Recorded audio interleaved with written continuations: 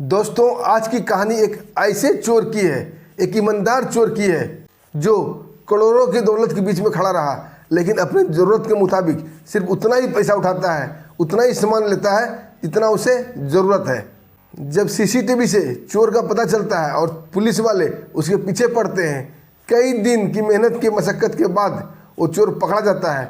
जब वो कहानी बताता है तो उसकी कहानी से पुलिस वाले के साथ साथ एसपी साहब भी इतने प्रभावित होते हैं कि उसे चोर से पुलिस बना देते हैं।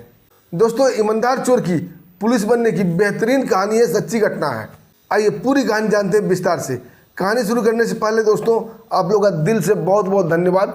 आप लोग काफ़ी मात्रा में हमारे वीडियो को लाइक करते हैं, चैनल को सब्सक्राइब करते हैं। दोस्तों, अपना प्यार और आशीर्वाद हमारे ऊपर ऐसे ही बनाए रखिएगा। हम आपके दोस्त, आपके भाई हैं। आइए दोस्तों, चलते हैं कहानी की ओर। दोस्तों, एक कहानी कोयम्बटूर से शुरू होती है। दोस्तों, वहाँ एक लड़का रहता था जिसका नाम था विजय मणिरत्नम। उम्र 26 साल, शादीशुदा था। उसकी एक प्यारी सी बच्ची थी 3 महीने की। विजय, उसकी पत्नी और बच्चे तीनों खुशी खुशी अपने स्थान में रहा करते थे। वो एक किराए के चाल में रहता था और मल्टीपर्पज़ काम कर लेता था। कभी गाड़ी मोटरों में क्लीनर का काम कर लेता था, तो कभी किसी दुकान में नौकरी कर लेता था, तो कभी मेहनत मजदूरी भी कर लेता था। उसे कोई काम से हिचक नहीं थी। बहुत ईमानदार और बहुत मेहनती लड़का था। जब से उसकी छोटी सी बच्ची हुई थी तब से उसके खर्चे थोड़ा बढ़ गए थे। दोस्तों, ये अमूमन सी बात है, जब बच्चे घर में आते हैं, बच्चे घर में जन्म लेते हैं तो खर्च थोड़ा बढ़ जाता है। दूध का खर्चा, दवाई का खर्चा और बहुत सारे खर्च बढ़ जाते हैं।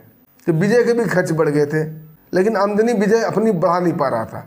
विजय अपनी पत्नी के साथ सलाह मशवरा करता है कि अगर घर का किराया ना देना पड़े, किराए के घर में ना रहना पड़े, तो हमें कोई परेशानी नहीं होगी। जितना हम घर के किराए पर खर्च करते हैं उतने में बच्ची का लालन पालन अच्छे से हो जाएगा। दोस्तों, ये सोचकर वो पट्टे पर मकान ढूंढने लगता है। कहीं उसे अपना मकान मिल जाए, पट्टे पर मिल जाए, जो कुछ सालों तक किस्त देने के बाद उसका अपना हो जाएगा। दोस्तों, उसका एक दोस्त था रंगम मणि रत्नम। वो लोगों को पट्टे पर मकान दिलवाया करता था।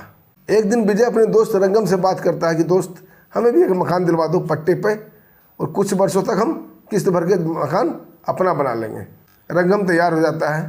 एक उसे मकान दिखलाता है जो विजय को पसंद आ जाती है।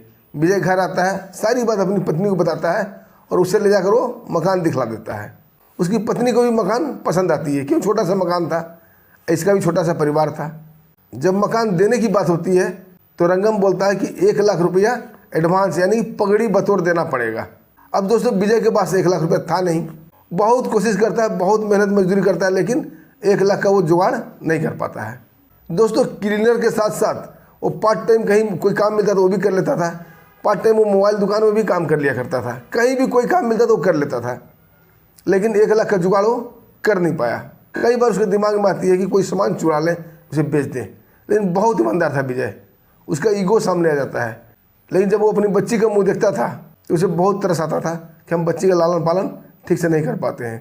यह सोच के दोस्तों, वो आखिरकार चोरी करने का फैसला ले लेता है। क्लीनर का काम छोड़ के एक मोबाइल दुकान में जाके वो नौकरी करने लगता है। नौकरी वो इस वजह से कर रहा था कि जिस दिन मौका मिला 8-10 मोबाइल चुरा लेगा, उसे अच्छे दामों में बेच देगा, उसकी समस्या सॉल्व हो जाएगी। लेकिन दोस्त, मोबाइल दुकान में लोग आते जाते रहते थे, मालिक की भी पैनी निगाह रहती थी, सो वह चोरी नहीं कर पाता है। वो जिस शॉप में काम करता था, जिस मोबाइल दुकान में वो काम करता था विजय, वहीं से थोड़ी दूर पर एक ज्वेलरी शॉप था। बहुत बड़ा, उस शहर का जाना माना ज्वेलरी शॉप था। 3 मंजिला बिल्डिंग पे था। एक दिन विजय लिफ्ट से जाता है 3 मंजिला बिल्डिंग पे। वहाँ जाकर मुआयना करता है, निरीक्षण करता है। एक तरह से कहा जाए तो वो चोरी की वारदात को अंजाम देने के लिए रेकी करता है। लेकिन वहाँ के चाक चौकस बंदोबस्त देखकर उसके दिमाग में ये बात नहीं आती कि आखिर चोरी कैसे किया जाए। वो उस सराफा दुकान पर कई बार जाता है रेकी करने। जब कई बार जाने के बाद उसके दिमाग में एक आइडिया आती है, क्योंकि सराफा दुकान वाले करोड़पति नहीं अरबपति थे। अरबों का ज्वेलरी उसकी दुकान में पड़ा हुआ था, इसलिए वो अपनी व्यवस्था भी बहुत महत्वपूर्ण रखे थे, बहुत मजबूत रखे थे। एक दिन दोस्तों, रेकी के लिए जाता है। उसकी नज़र एक रोशनदान पे जाती है। जो ज्वेलरी शॉप वाले ने रोशनदान इसलिए बनाया था, वहाँ से फ्रेश हवा आती जाती रहे, ताकि वहाँ रहने वाले लोगों को दिक्कत ना हो, और रात को ज्वेलरी वहीं रहती थी, फ्रेश हवा से ज्वेलरी भी चमकता रहे। अब दोस्तों, रोशनदान देखकर विजय का दिमाग काम करने लगता है। वो प्लानिंग बनाता है, इसी रोशनदान से मैं चोरी के लिए घुसूंगा। अब पूरी वस्तु स्थिति को समझिए दोस्तों। 3 मंजिला इमारत, और हर तरह से बंद, एकदम चौपट दीवार, सीधा सरपट एकदम चिकनी दीवार, उसके ऊपर रोशनदान।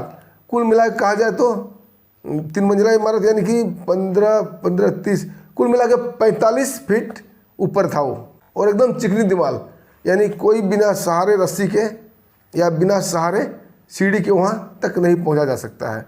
और इतनी बड़ी सीढ़ी विजय कहाँ से लाएगा, और इतनी बड़ी सीढ़ी जब लगाएगा तो आस पड़ोस के लोग भी देखेंगे, रस्सी बांधेगा तो और भी सिक्योरिटी लीक होगी।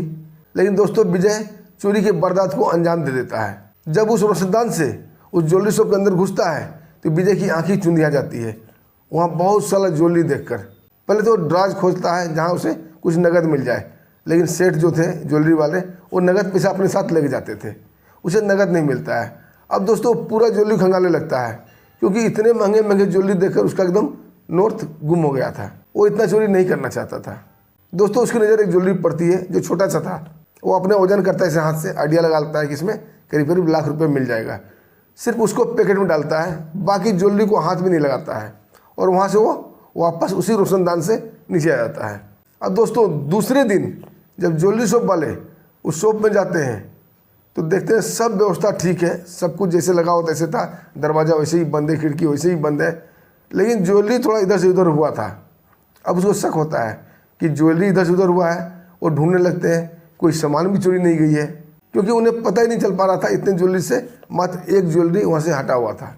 लेकिन जैसे ही वो सीसीटीवी फुटेज खंगालते हैं उनके पैरों तले जमीन खिसक जाती है। 2x3 जो सुराग था उससे एक चोर अंदर आया था, और सारी गतिविधि उसको देखी। उन्होंने सारा सामान को देखा, लेकिन हाथ कुछ भी नहीं लगाया, एक आइटम वो लेकर चला गया। दोस्तों शोरूम के मालिक फटाफट पुलिस को फ़ोन करते हैं, पुलिस वाले भी आते हैं, वो भी सारा माजरा समझते हैं, लेकिन पुलिस वाले को ये समझ नहीं आती है कि चोरी आखिर कैसे हुई। खिड़की सही सलामत, दरवाज़ा सही सलामत, जैसे ही व्यवस्था था सब चाक चौबस, फिर चोरी आखिर हुई कैसे। पुलिस वाले बोलते हैं कि ये आपको बम हुआ है, आपका सामान चोरी नहीं हुआ है।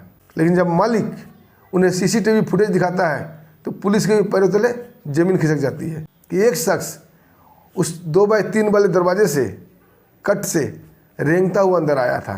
अब दोस्त पुलिस नीचे जाती है, जब कट के नीचे से मुआयना करती है तो दोस्तों असंभव लगता है पुलिस को। एकदम चिकना दीवार, 45 फीट का दीवार चिकना सा, उस पर लोग कैसे चढ़ सकता है बिना कोई रस्सी, बिना कोई सहारा, बिना कोई सीढ़ी के। कई पुलिस वाले आजमाते हैं, कोशिश करते हैं, लेकिन वो मुंह के बल गिर जाते हैं, कोई सफलता नहीं मिलती है। अब पुलिस वाले को स्पाइडरमैन पिक्चर की याद आती है। वो बोलते हैं अगर चोर स्पाइडरमैन होगा तभी ये चोरी कर सकता है, अन्यथा नहीं कर सकता।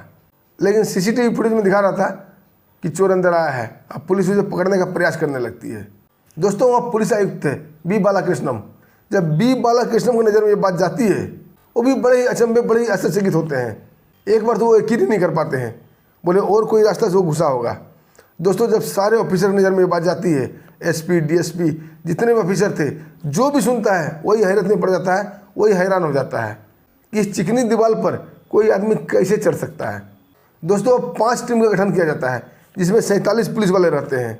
5 टीम बनाने की ज़रूरत इसलिए पड़ी कि विजय बहुत इनको छका रहा था, क्योंकि उसका लोकेशन बार बार चेंज हो रहा था। जब पुलिस वाले विजय का पता निकालते हैं और उसकी पत्नी और बच्ची को उठाकर जेल में डाल देते हैं ताकि विजय आत्मसमर्पण कर पाए, लेकिन विजय वहाँ से भाग जाता है और पुलिस वाले को छकाता रहता है, कई दिन छकाता है।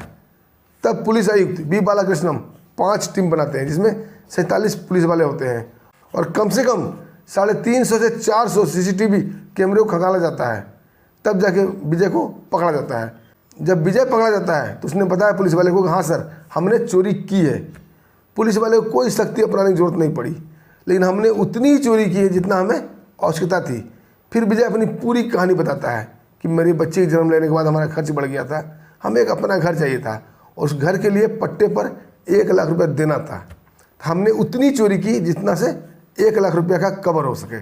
दोस्तों उसकी ईमानदारी और उसकी सच्चाई वाली बातें सुनकर पुलिस भी असंभित हो जाते हैं, और वो भी उसका सपोर्ट करते हैं, उसको मारते पीटते नहीं हैं। लेकिन अभी भी पुलिस आयुक्त बी बालाकृष्णम को और जो भी ऑफिसर थे उनको यकीन नहीं होता है कि विजय इस चिकनी दीवार पर कैसे चढ़ सकता है। जब इसके बारे में विजय से पूछताछ की जाती है तो विजय बोलता है, सर मेरी बचपन से ही एक गॉड गिफ्टेड है मेरे पास, मैं किसी भी चिकनी दीवार पर कैसे भी मैं रेंग के सरक के चढ़ सकता हूँ।